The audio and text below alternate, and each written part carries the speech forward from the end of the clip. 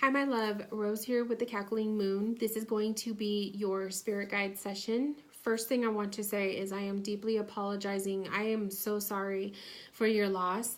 It is never easy to lose a loved one, especially, our little furry friends. My heart goes out to you because I know when I am, I don't want to cry. Oh my gosh. I know when I lost my very dear cat, oh my God, it was like, 3 years ago? 4 years ago? It was like literally right before my husband proposed to me. It was a while back ago, probably 5 years. I had that cat for 21 years, and the cat went through everything with me. So I completely sympathize, and I can only imagine how hard it must have been for you to have lost what probably felt like is your biggest support system and your most thoughtful and understanding friend, companion. Okay, I just saw 111 on the video. So 111, I always associate 1111 or 111 as positive thoughts. So I feel like that was meant for you to remain as positive in your mindset as you can through this process. And it's not easy. It's definitely not easy. I'm trying to think, is there a tarot deck I want to specifically use for you?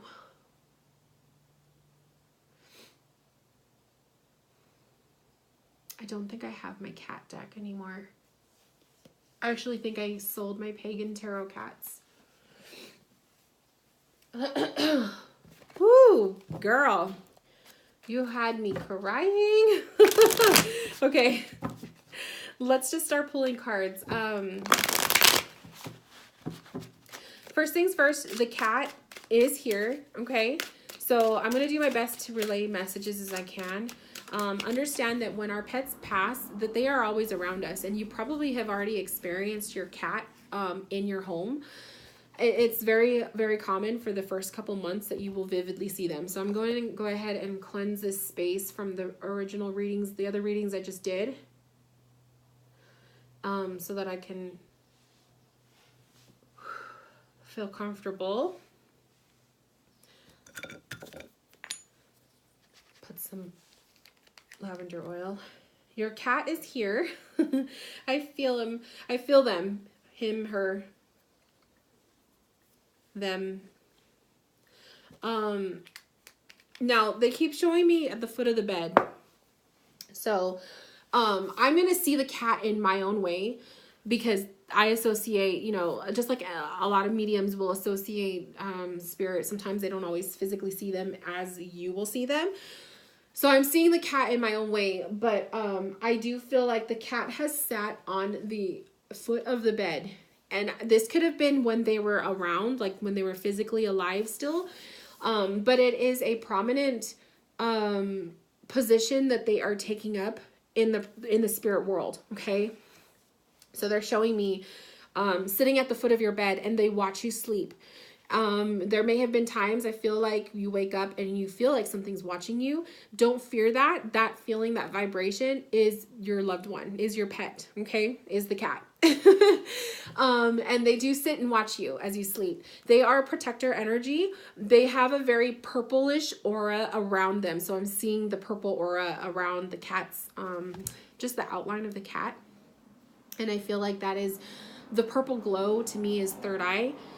Which is psychic. Okay, so the cat was very intuitive. I also feel like there were times where maybe when the cat was around that the cat noticed things. Okay, they were almost like a spirit. Now they're showing me, like when you're going after a fly, you're swatting the flies. Your cat would act as a protector of spirit energy that was around in the house. So there were times when your cat was around when they were living, that you would see them going after things that you couldn't physically see. They were literally protectors of the home. They protected the dwelling place. They protected you and whoever else was in the home from spirit attacks, or just basically negative energies, okay? So the cat would act as the personal protector of that. They still do it, okay? So I want you to make sure that if you do fear spirit in any form, negative energies, like that kind of thing, if you've experienced that stuff, understand that on the other side, your cat is still doing the same thing. Your cat is still protecting you in that form, okay? So we have the Nine of Cups, the Page of Cups. My cards are all wishy-washy. The Nine of Cups, the Page of Cups, and the Queen of Swords. So definitely with the energies coming through, their huge message of communication is coming forward. Page of Cups energy is a message. Queen of Swords energy is being able to receive the message or communicate it, okay? I'm really, like literally zoning in on the fact that there is a little bird off into the background of this queen. Very small, very dainty. That is the energy, the vibration that your cat is giving you through this time. It's very faint. It's a very faint feeling. It's a very faint idea, feeling, thought that might come to you randomly. But understand when spirit is connecting with you in that way, if you're not 100% like sensitive to it, you're not going to catch it. Okay. So understand that it's like literally the slightest thought, and you'll know it's something, you'll know it's spirit when you can differentiate from you controlling your thought and a random thought coming to mind out of nowhere. That is when it's spirit, okay? It's a very fine line to differentiate the two, but that's what it is. The Nine of Cups energy is literally the emotions of having a wall of emotion. So I feel like spirit is kind of saying that you build up a wall, and you have built up a higher wall since the passing of your precious cat. That you have an emotional wall built around you for protection, but sometimes it acts almost as a hindrance. It doesn't allow you to experience. It doesn't allow you to, you think it's protecting you, but it's almost literally it's a hindrance. It's an additional obstacle for spirit. And by spirit, I mean, your guides, your cat. And I do feel like your cat is definitely going to become a spirit guide, or you can call it a familiar. It's there for you. He or she is there for you. We have adaptability, we have rebellion, we have innovation. So definitely this experience with the loss, this experience with a lot of the emotional turmoil that's been going on in your life that you've mentioned in your email, has caused you to embrace more rebellious energies, rebellious thoughts, ideas, probably some stuff that you're not comfortable with, or thoughts that you're not proud of, okay? The adaptability is telling me, though, you will adapt to these harsh and crazy changes that have been taking place. You will adapt to the idea of, moving on with your life without your precious animal. It's not going to be easy. It's going to be hard, but through time, you will adapt and you will evolve. I also feel like it's almost like, it's a form of strength that you're going to be learning from this experience. The only thing I feel like your guides are saying, though, and I feel like you have a lot of like winged guides, birds, creatures with feathers. She's like all up in my, hi Luna. See, she's all up in my area right now because your guide is around, your cat. So she's kind of like, who is this? Do you see her? Do you see the guide? Luna? See, she's all focused. She sees spirit. She's seeing your cat. And maybe that's a sign too. Maybe your cat would sit with you on the desk or the chair.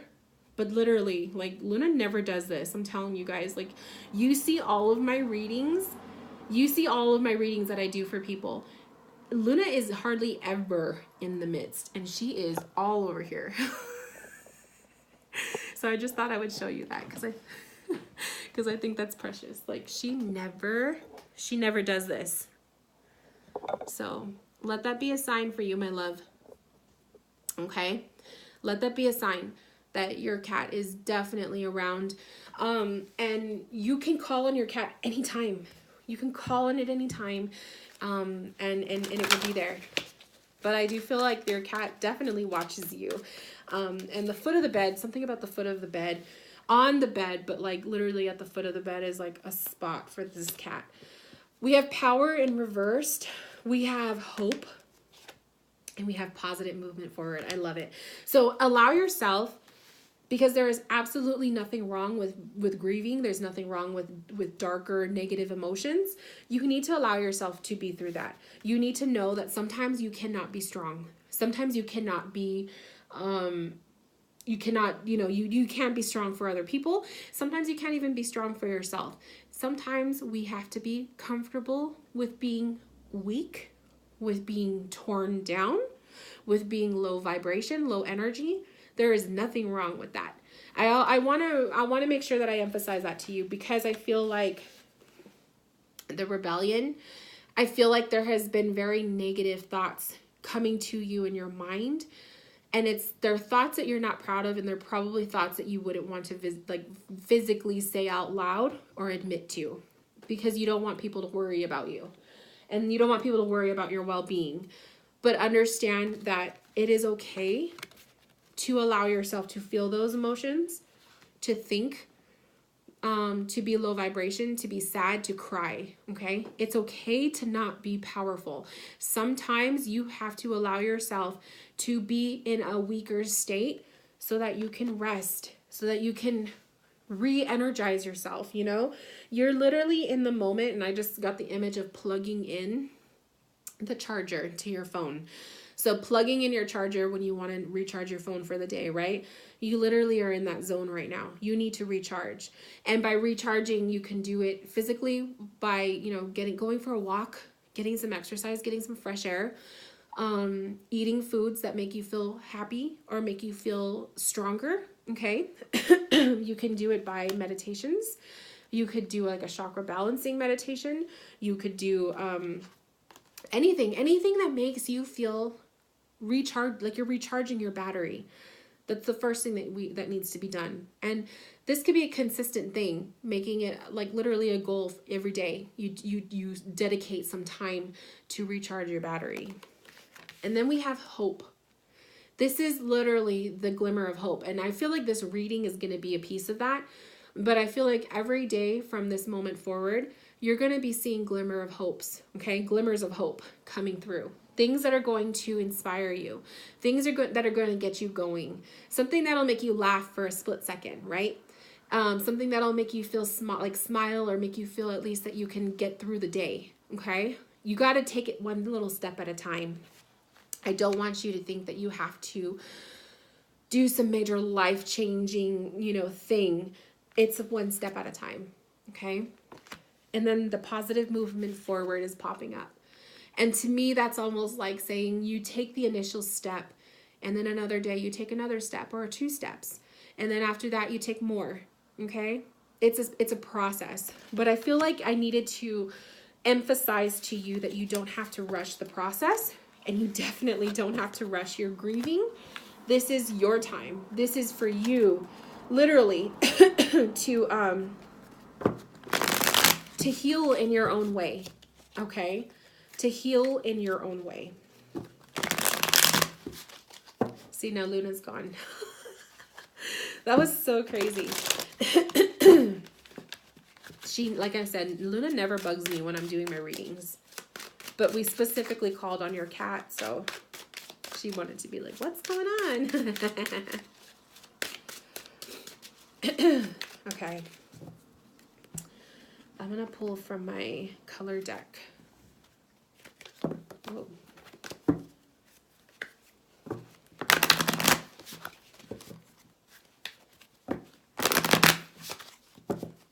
I just keep seeing like trees. I keep seeing green. I feel like you need to associate a lot of green energy with you, my love. For some reason, greens. And that could be even green, like vegetables and stuff, like utilizing more veggies in your diet. But the green energy is sticking out to me. And I don't know if you own a green crystal or something with green is very important to you. But for some reason, I keep seeing that. And I also feel like you need some outside time. Take a journal and sit outside. Put your bare feet in the grass, you know, little things like that. And it doesn't have to be, I'm not saying like do this big, long, drawn out thing. Like 5 minutes, go stand outside in the grass. I do that myself because I don't get enough sun. I don't. But you know, I have grass in my front yard. So when I'm out there watering my plants, I will put my bare feet in the grass. I hate doing that because I get kind of creeped out, but I do it because to me it's grounding and I need that energy. So I just see green for you. We have joy, we have creativity, and we have release anger and calm yourself. Oh, so beautiful. So the first thing with the joy is remembering the good times, the good memories with you and your cat, the good memories that you have, the things that make you laugh, okay? I want you to redesign your social media. Follow people or things that make you laugh, that make you happy.